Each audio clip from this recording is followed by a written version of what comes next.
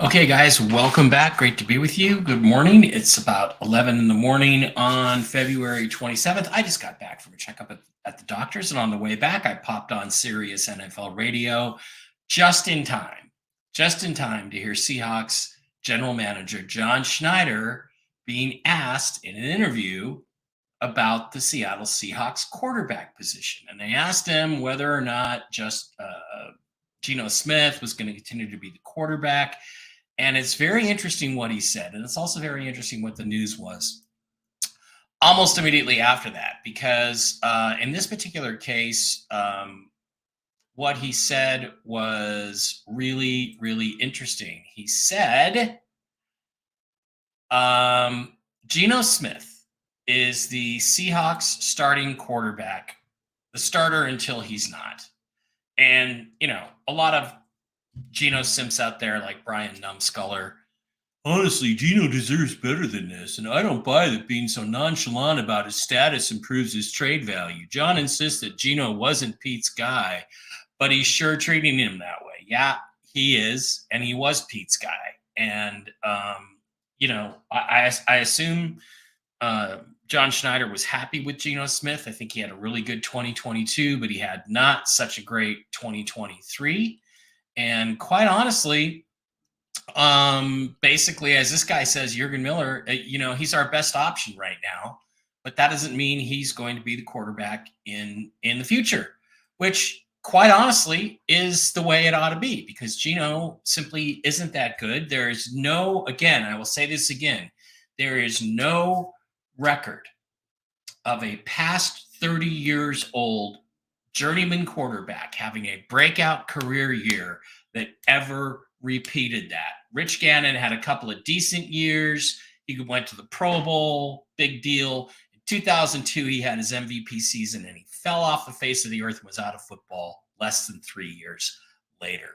That is what happens with 33, 34-year-old quarterbacks who have a great year. And we saw that happen last year, just exactly as I predicted. I told Corbin K. Smith and other dumb shits this was going to happen, and it's going to continue to decline. Now, Geno is still a pretty good player, and he had a decent year last year where he still continues to make some throws that you just don't think Geno can make. But let's look at the Seahawks situation, because there's a lot of speculation that now that John Schneider is up in, they're all in Indianapolis for the combine right now, that he's going to try to make a deal for Geno. But it's a very, very delicate game that he has to play, because let's say they wanted to trade for somebody else to get their quarterback. Once they traded Geno away, then it signals to everyone they're going quarterback. It was also interesting to me that the first name out of his mouth was not Geno Smith. It was Drew Lock. He continues to go back to Drew Lock and how he just fell a little bit behind in 2022 because he got COVID.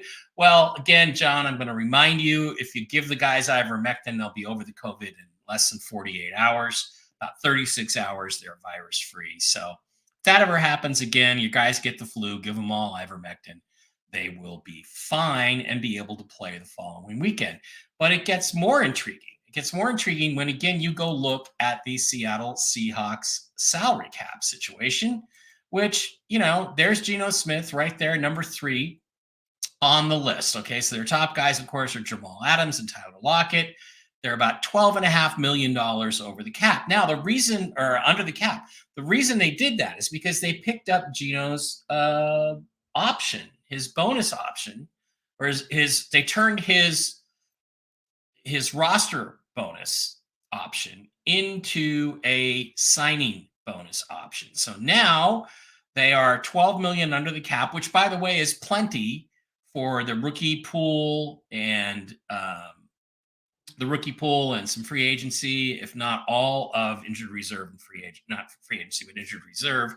So that's not a problem, but they can still save more money with Geno by moving him.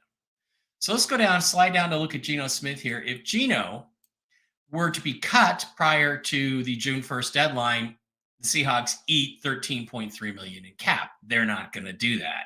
However, if Geno were to be cut post June 1st, they save $200,000 under the cap. So they can still release Geno and sign Drew Lock and save some cap space. They go up to, what do they go up to? Yeah, 12,569. If you do that transaction to 12,769. However, if you trade Geno pre 6-1, you take a $600,000 cap hit. That's actually not that big a cap hit. Let's say you got a 4th-round pick for Geno in a draft where all the talent is in the first 3 to early 4 rounds. Would you pay, if I was the richest owner in football, which Jody Allen is, would I pay $600,000 to get another player? Yeah, I would. But if you are able to designate that a post 6-1 transaction, you save all of the money that you just gave Geno, basically $12,900,000, almost $13 million under the cap, and you jump suddenly to $25.4 million. That's with just trading Geno with a June 1st, post June 1st designation. Now, that's not the easiest thing in the world to do, but it's something that they absolutely could do. However, once you trade Geno Smith, everybody knows you're taking a quarterback somewhere in the first couple of rounds of this draft. And that is going to make your life more complicated. You can sign Drew Lock all you want, but nobody believes he's your future at the position. Nobody believes that. So the fact that they have set the table, they've moved the chess pieces and set the table so that they can move on from Geno Smith this spring is an indication that they might be making a move for a quarterback even before the draft, because you don't want to go into the draft when everybody knows what you need. You absolutely do not want to go into the draft if everybody knows what you need. So what might that indicate? Well, I'll tell you what it might indicate. It might indicate this. This is Bears general manager Ryan Poles a little bit earlier today, also at the Combine. Let's listen to what he has to say. If you decide to draft a quarterback, what is your motivation to trade Justin before free agency starts, knowing that there might be a free agent? Yeah, again, it just depends on what opportunities pop up. I will say this. I think you guys know me well enough now. I do, if we go down that road, I want to do right by Justin as well. No one wants to live in gray. I know that's uncomfortable. I wouldn't want to be in that situation either. So we'll gather the information. We'll move as quickly as possible. We're not going to be in a rush and see what presents itself and what's best for the organization. What is your, if you decide to draft a quarterback, what is your motivation to trade Justin before free agency starts, knowing that there might be a free agent? Yeah, again, it just depends on what opportunities pop up. I will say this. I think you guys know me well enough now. I do, if we go down that road, I want to do right by Justin as well. No one wants to live in gray.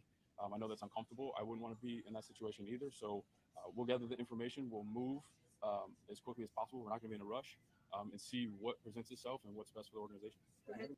Okay, so how this is being interpreted around the league, and this is Adam Schefter. Bears GM Ryan Poles said today that if the team decides to draft a quarterback, they will. It'll be Caleb Williams with the #1 overall pick. He doesn't think it would be right not to trade Justin Fields before free agency begins. Now, again, keep in mind what Rob Staten and other people have told you. Everything Adam Schefter does is a quid pro quo. He gets something to give something. He has been put up by the Bears to put this out. He's been asked to do that they want to trade Justin Fields before free agency even begins. So if the Seahawks, for instance, were able to make a deal for a 4th or a 5th round pick with some team for Geno Smith, which I would gladly take, and then sign Drew Lock as your backup, it could, and I believe it does, indicate their interest in trading for Justin Fields and trading for him now. Now, will it take your 1st round pick necessarily? I don't know. That's a good question. 16 seems too high for Fields, But if we gave them 16, they'd have 3 first-round picks. And if they gave us 86, I believe it is, their third-round pick back, or some other kind of deal. What about if we sent them Geno and 16 for Justin Fields and 86 and maybe something else? They have their bridge quarterback. They have a bridge quarterback who's a lot better than whoever their backup is there. Is it Trubisky? I don't even know who it is anymore. We have the young, athletic, super talented quarterback that we need and that we can hopefully mold into the next Lamar or Patrick Mahomes even, and who is a better player. I mean, DJ Moore said it. He said it yesterday, also on Twitter, that Justin Fields is better. Justin Fields is better than any of the quarterbacks in the draft. And I'm not sure he's wrong.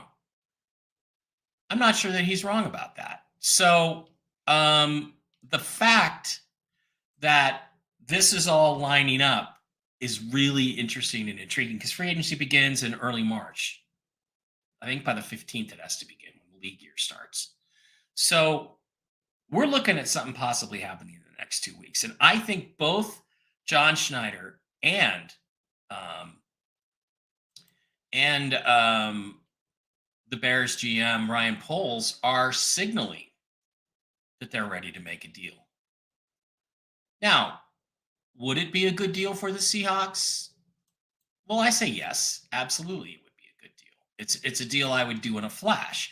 I was accused by some other caller on Sirius NFL radio of hating Geno. I don't hate Geno, but he's not good enough. He's the best of the guys who aren't good enough. Him or Kirk Cousins are the best of the guys who aren't good enough to win you a Super Bowl on their own. Justin Fields has the potential to be that good. With enough tools around him, with some blockers around him, with some great wide receivers, with a solid, really good running game, maybe a tight end or two.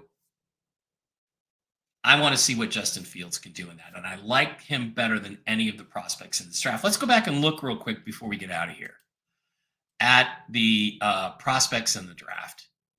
Now, this is, again, according to the latest horizontal board by Rob Staten, which is really, really interesting stuff. Actually, I can just leave myself down there. If you look over in the quarterback column, he evaluates now, and he had several guys as first-round picks, but at this moment, the blue chip guy is Caleb Williams, and the Bears have to take him. Would take in round 1 is Jaden Daniels. Everybody else,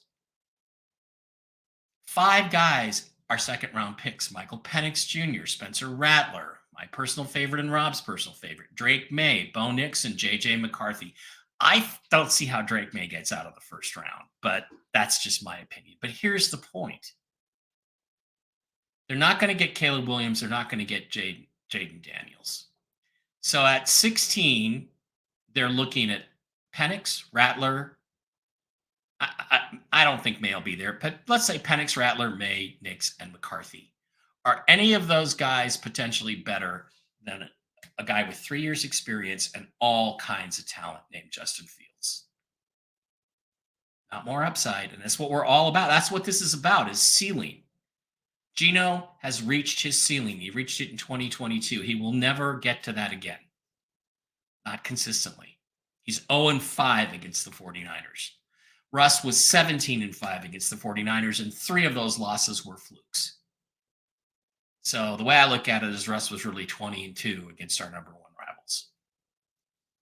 Now you start sliding down the draft. Michael Pratt, Jordan Davis. This is one of my favorite guys, is Talua Tagovailoa. It's not Tongalaivoa. Fuck that.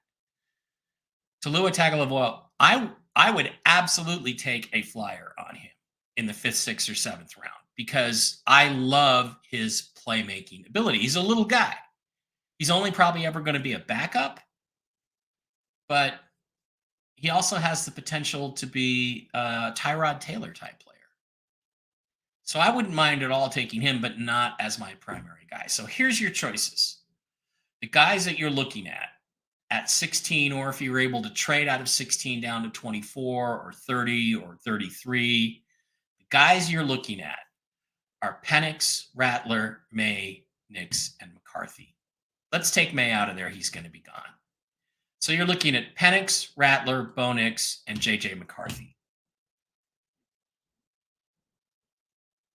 Rattler is the only one of that group, and to a lesser extent Penix, that excites me. Nix, McCarthy, not so much. And I think that Justin Fields is better than all of those guys.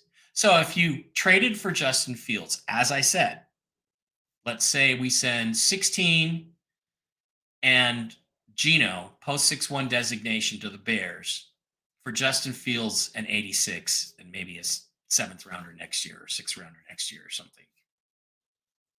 Our quarterback problem is fixed.